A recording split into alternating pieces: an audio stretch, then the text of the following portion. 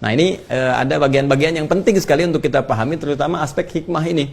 Ya, kadang orang cuma cukup sampai yang penting benar. Ya benar secara fikih, kewajiban itu tuntas tuh kan, tapi hikmah nggak dapet.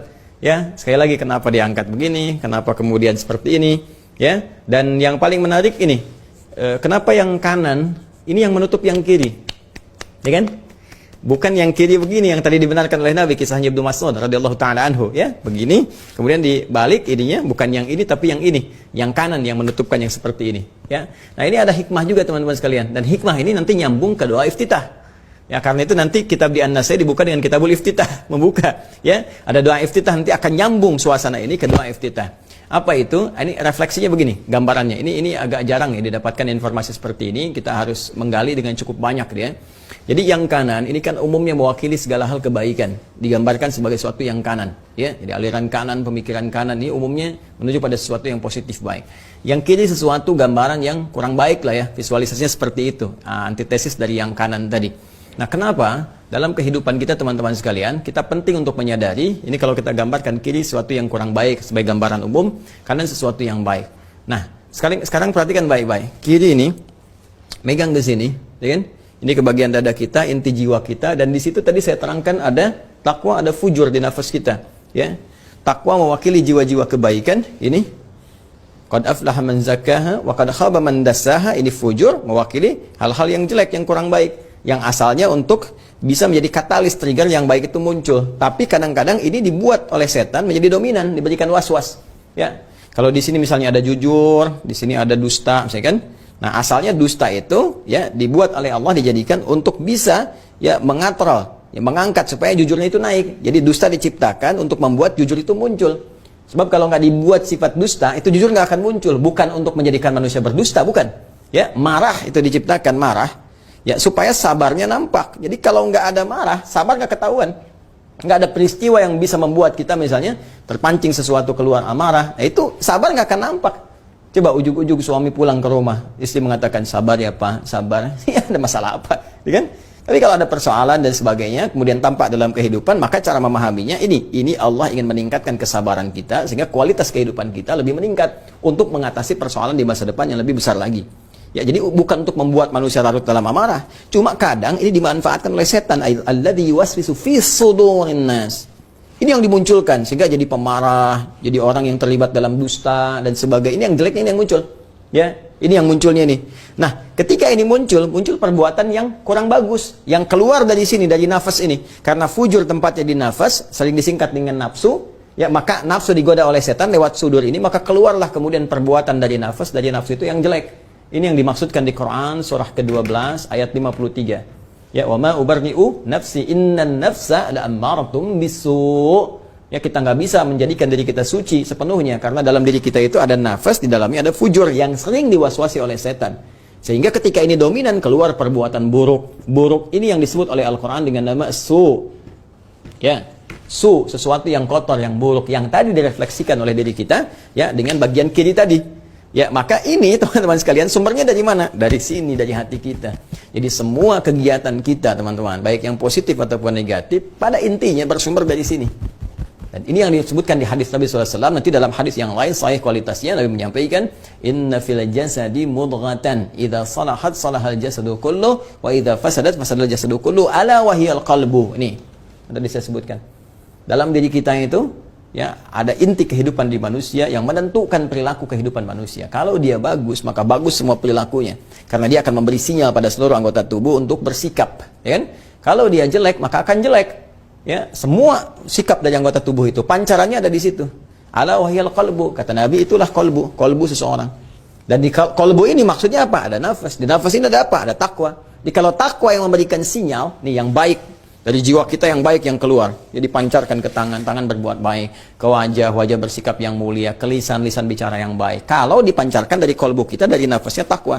Tapi kalau yang jelek, fujur tadi, keluar dari nafsunya, keluar, maka jelek pula keseluruhannya. Ala wahyal qalbu. Makanya dalam sholat, ini isyaratnya adalah segala sesuatu yang jelek dalam kehidupan kita itu seringkali bersumber dari sini. Ini yang harus kita jaga. Ya, ini yang harus kita jaga, ini yang harus kita kendalikan. Jadi kalau nggak mampu mengendalikan jiwa kita, hati kita, maka keluarlah sesuatu yang kotor, sesuatu yang buruk. Ya, dan direfleksikan teman-teman sekalian, buruk kan dengan yang kiri ini. Dalam sholat kan kita bertobat, ingat ya? Kita bertobat. Ya, maka itu cara taubat yang baik adalah salah satunya gantilah yang jelek ini dengan sesuatu yang baik. Ini gambaran dengan yang kanan. Tutupi yang jelek dengan perbuatan baik. Ya, ittaqillaha haitsu ma kunta wa atbi sayyi'atil hasanata wa atbi sayyi'atal hasanata tamhuha. Ya, bertakwalah kepada Allah dimanapun kau berada, kata Nabi sallallahu alaihi wasallam, ya. Dan cara bertakwa itu mengoreksi dirimu, tutupi segala yang jelek itu dengan yang baik, maka yang baik ini akan menutup yang burukmu dan keluarlah kebiasaan baik dalam kehidupan. Ya, ini yang dimaksudkan dalam hadis lain, as-salawatu ila salawat. Kan wal jumu'atu ila jumu'ati wa ramadan ila ramadan kafaratun lima bainahunna. Salat yang ditunaikan dengan baik dari salat satu ke salat yang lainnya, Jumat ke Jumat, Ramadan ke Ramadan, akan menggugurkan kejelekan-kejelekan ya yang muncul pada diri kita itu ya dunal kabair, malam takunil kabair, sepanjang bukan dosa besar yang harus ditobati. Ini yang menjadikan tanha 'anil fahsya'i wal munkar, merubah perilaku menjadi baik. Karena saat sholat dia sadar, dia membawa keburukan, kan? Dia membawa kejelekan selama hidupnya, terus dia menghadap Allah sekarang, mungkin wafat saat sholat. Makanya ketika dia kemudian merasakan ini nih, yang menyebabkan saya berbuat jelek dalam kehidupan. Ini sumbernya di sini. Ya, kepada orang lain kata-kata yang kotor, merasa lebih hebat, ya, kemudian berbuat yang tidak pantas. Lalu coba kita tutup dengan yang baik. Kita memohon kepada Allah, ya Allah berikan aku kekuatan untuk mengendalikan jiwaku, melawan waswas setan. Lalu kita kemudian mengatakan pasrah kepada Allah dengan berkata, Allahumma ba'id baini wa baina khataayaya kama ba'adta bainal masyriqi wal maghrib. Begitu kita menyadari banyak salahnya, kita ucapkan, ya Allah, mohon ya jauhkan antara aku dan kesalahan yang aku perbuat ya Allah sebelum salat ini. Aku ingin berubah, kan? Jauhkan aku dengan kesalahan-kesalahan itu sejauh engkau bentangkan antara timur dengan barat yang tidak pernah bertemu. Ya, atau engkau pasrah kepada Allah, mohon kepada Allah perlindungan, kebaikan, dan berusaha menjadi baik sejak saat ini dalam solat Anda. Anda mengatakan misalnya wajjahtu wajhiya lillazi fatara samawati wal ard hanifan musliman wa ma ana minal musyrikin inna salati wa nusuki wa mahyaya wa mamati lillahi rabbil alamin la syarika lahu bidzalika umirtu wa ana awwalul muslimin atau wa ana minal muslimin. Mulai hari ini aku akan tunduk patuh ya Allah. Aku akan tunduk patuh kepadamu ya Allah. Aku akan berubah jadi lebih baik. Itu artinya. Dan itu bukan ilmu otak-atik. Itu kalau kita kumpulkan semua hadisnya terkait berkelindan dengan semua. Jadi nggak sembarangan teman-teman. Bertakbir itu bukan sembarangan. Bukan perkara Anda cuma mengangkat begini kemudian Anda letakkan. Bukan. Semua ada maknanya. Buang semua urusan yang tidak penting ke belakang. Jangan bawa-bawa dalam sholat. Kan?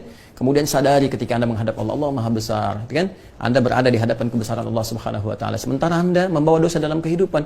Ini buktinya Anda nggak bisa mengendalikan hati. Banyak keluar yang kotor-kotor dalam hidup. Sementara Anda bangga sekarang menghadap Allah. Dan banyak dosa Anda bawa. Dan belum mau taubat, maka tutupi dengan kebaikan. Ya, tutupi dengan kebaikan. Ya, mulai hari ini bertobatlah kepada Allah, akui dosa-dosa, kan? Bagaimana doa Anda bisa dikabulkan? Anda minta dalam sholat, minta banyak hal, mau dikabulkan, sementara maksiat masih banyak. Taubat dulu, John. Taubat dulu. Tutupi dulu dengan yang baik seperti ini. Ya, berjanji kepada Allah, genggam ini untuk menguatkan tekad kita. Itu maknanya. Ya, makanya ada beberapa kejadian yang terjadi dan turun ayat kemudian yang membenarkan peristiwa ini untuk menghapuskan dosa. Ya, contoh misalnya asbabun nuzul Quran surah ke-11 Hud ayat 114. Itu kan ada orang berbuat salah, terus dia minta dihukum kepada Nabi. Nabi dia mendekati waktu salat. Ya, begitu kemudian selesai salat, dia pun ikut salat. Ya, terus dia minta lagi dihukum kepada Nabi. Turunlah Quran surah ke-11 Hud ayat 114. Aqimis salata tarafain nahar wa zulafan minal lail innal hasanati yudhibnas sayyiat. Kan? Tunaikan salat ya di kedua waktu siang kemudian sampai dengan malam, maksudnya dari mulai zuhur sampai dengan ke asar, subuh sampai dengan ke asar, kan dua waktu bentangan sampai dengan ke malam, maghrib ke isya. Innal hasanati, semua perbuatan baik itu, salat itu disebut hasanah. Jamaknya hasanat. Semua salat ini itu menjadi hasanat. Kata Allah langsung, yudhibnas sayyiat, yang seharusnya ketika ditunaikan dia menggugurkan, menghilangkan semua yang jelek-jelek. Jadi kalau kita benar salat ya kita bertekad, ini hilang kebiasaan jelek ini, ditutup penuh yang baik. Ya,